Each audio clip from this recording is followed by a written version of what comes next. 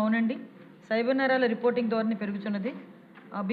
రెండవ ప్రశ్నకు సమాధానం, సైబర్ నేరాలు అరికట్టడానికి ప్రభుత్వం సైబర్ నేరాలు అరికట్టడంలో మౌలిక సదుపాయాలు బలోపేతం చేయటం, ప్రతి జిల్లాలో సైబర్ క్రైమ్ పోలీస్ స్టేషన్ ఏర్పాటుతో పాటు సైబర్ నేరాల నివారణ, దర్యాప్తు, ప్రాసిక్యూషన్ మరియు అంతర్గత ఏజెన్సీ సమన్వయాన్ని నిర్వహించడానికి ప్రత్యేక రాష్ట్ర స్థాయి సైబర్ వర్టికల్ వింగ్ను ప్రతిపాదించడమైంది అధ్యక్ష.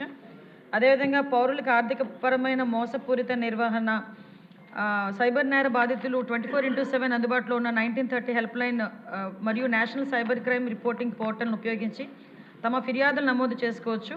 దీని ఫలితంగా ఫిర్యాదులను చేయటం మరియు బ్యాంకులో మోసపూరిత మొత్తాలను వెంటనే నిలిపివేయడం జరుగుతుంది అధ్యక్ష.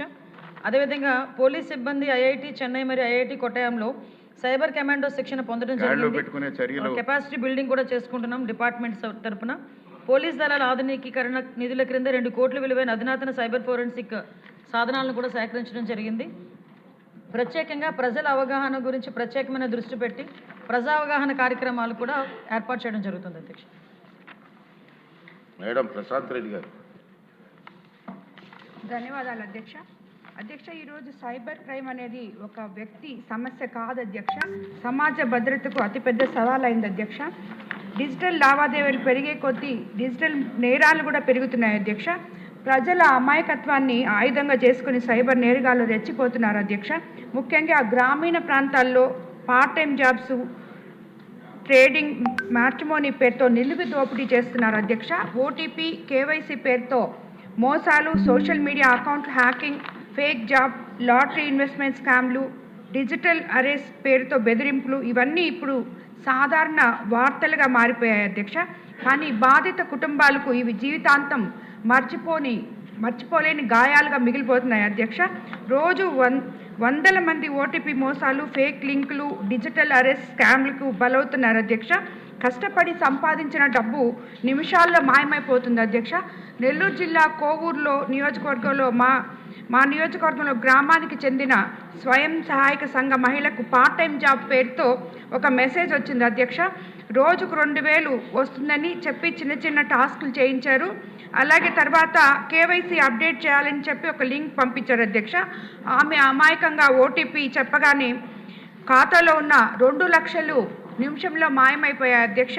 ఇది కేవలం ఒక మహిళ నష్టమే కాదు అధ్యక్ష, ఒక పేద కుటుంబానికి సంవత్సరాల తరబడి పొదుపు చేసుకున్న ఇది అయిపోయింది అధ్యక్ష. అలాగే మనకి ప్రభుత్వం చర్యలు తీసుకోవాలని చెప్పి మీ ద్వారా నేను మంత్రి గారిని కోరుకుంటున్నాను అధ్యక్ష. 24/7 కాల్ సెంటర్ ఏర్పాటు చేసి ప్రతి జిల్లాలో సైబర్ క్రైమ్ సెల్ని బలోపేతం చేయాలి. ఫిర్యాదు చేసిన వెంటనే ఫాస్ట్ ట్రాక్ యాక్షన్ సిస్టమ్ ఉండాలి అధ్యక్ష. అలాగే బ్యాంకులు, టెలికాం కంపెనీలతో స్ట్రాంగ్ కోఆర్డినేషన్ ఉండాలి అధ్యక్ష. సైబర్ నేరాలపై శిక్షలు కఠినంగా అమలు చేయాలి అధ్యక్ష.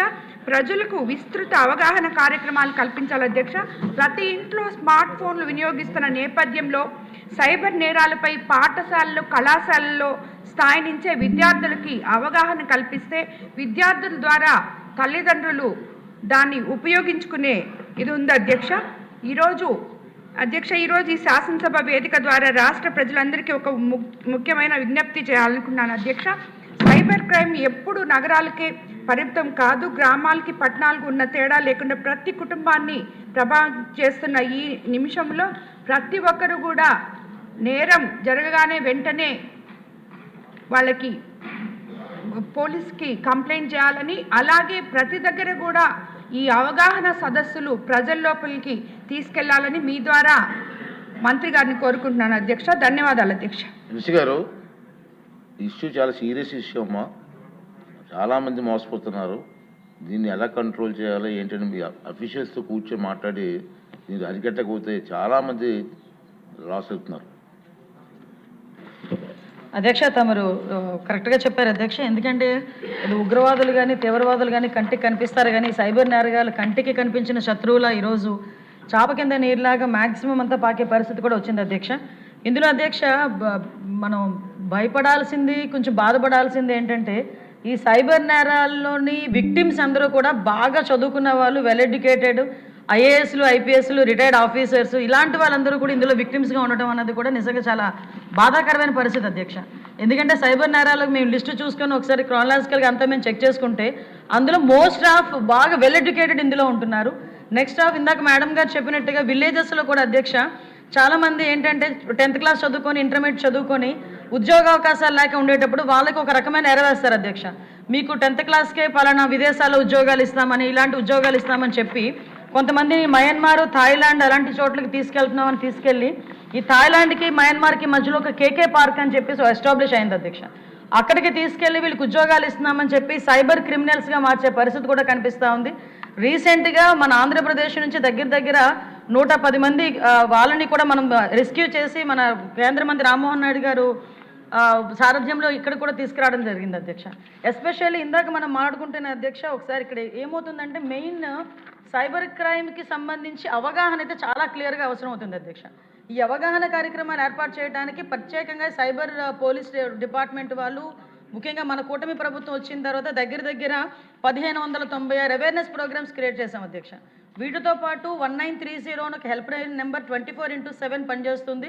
ఎక్కడైనా ఎటువంటి సైబర్ నేరాలు జరిగాయి అన్న ఇన్ఫర్మేషన్ వచ్చిన వెంటనే 1930 నెంబర్కి కనుక కాల్ చేస్తే ఇమీడియట్గా వాళ్ళు రెస్పాండ్ అయితే కనుక కొంతమేరకు మనం డ్యామేజ్ని కొంతమేరకు మనం ఆ ధనాన్ని కూడా రికవరీ చేసుకునే పరిస్థితి ఉంటుంది. కాకపోతే వీళ్ళు ఒక భయం క్రియేట్ అవుతుంది అధ్యక్ష. డిజిటల్ అరెస్ట్లు అని చెప్పి ఒక పక్క ఓటీపీలని, కేవైసీలని, జాబ్ ఇప్పిస్తామని ఇంకా రకరకాల ఆఖరికి మహిళల్ని కూడా ఎరవేసి ఈ సైబర్ క్రైమ్స్లో కూడా ఇన్వాల్వ్ చేసే పరిస్థితులు కూడా కనిపిస్తున్నాయి అధ్యక్ష. అంటే ఇంచుమించుగా అధ్యక్ష మనం చూసుకుంటే ఈ డిజిటల్ అరెస్ట్ అని చెప్పి చాలా పెద్ద వ్యక్తుల్ని కూడా ఒక రూమ్కే బందీ చేసేసి వాళ్ళ ఆ భయానికే సగానికి సగం చాలామంది డబ్బులు ఇచ్చే పరిస్థితి వస్తుంది అధ్యక్ష. ఇంకొక పరంగా ఎందుకంటే మీరు అడిగారు, ఇది చెప్పాల్సిన బాధ్యత ఉంది కాబట్టి ఒక నిమిషం ఎక్స్ట్రా అయినా తీసుకుని చెప్పాలని అనుకున్నా అధ్యక్ష. చాలామంది ఏం చేస్తుంటారంటే బిజినెస్ టిప్స్ ఇస్తామని చెప్పి దానికి కూడా డబ్బులు విపరీతంగా కట్టించుకొని తిరిగి ఇవ్వలేని పరిస్థితులు కూడా ఉన్నాయి అధ్యక్ష. ఇది మీరు అన్నట్టుగా చాలా పెద్ద సబ్జెక్టు. దీని మీద అవగాహన అనేది కంపల్సరీగా ప్రతి ఒక్కరికి కావాలి. దాని మీదే గౌరవ ముఖ్యమంత్రి గారు ప్రత్యేకంగా దృష్టి పెట్టి ఈ సమస్యను అతి త్వరితగతిన పరిష్కరించాలనే ఉద్దేశంతోనే ప్రతి జిల్లాలోని కూడా సైబర్ క్రైమ్ పోలీస్ స్టేషన్స్ ఉండాలి, సైబర్ క్రైమ్ ఎస్టాబ్లిష్మెంట్ కూడా పెంచాలనే ఉద్దేశంతో 26 జిల్లాలకి సైబర్ క్రైమ్ పోలీస్ స్టేషన్స్ ఏర్పాటు చేయడానికి ఈరోజు మనకి ప్రతిపాదన కూడా ఉంది అధ్యక్ష. అది యాజ్ ఎర్లీ యాజ్ పాసిబుల్ ఇవ్వడం జరుగుతుంది అధ్యక్ష.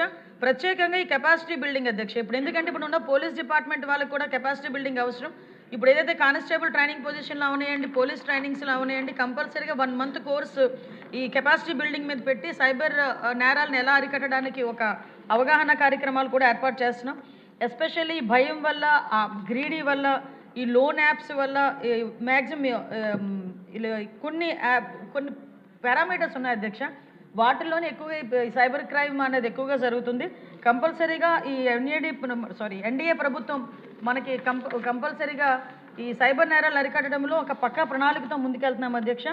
ఇప్పటికి మనం 2025లో అక్టోబర్ నెలని సైబర్ క్రైమ్ అవగాహన మంత్ కింద కూడా మనం ఏర్పాటు చేసి ప్రత్యేకంగా 1 మంత్ కూడా కార్యక్రమాలు ఏర్పాటు చేసుకున్నాం అధ్యక్ష. ఇవే కాకుండా అధ్యక్ష ప్రత్యేకంగా ఈ సైబర్ నేరాలని అదేవిధంగా సోషల్ మీడియాని కొంతమేరకు మనం రిస్ట్రిక్ట్ చేయడానికి ఈ మధ్యన ఒక జీవోఎం కూడా ఏర్పాటు చేసుకోవడం జరిగింది.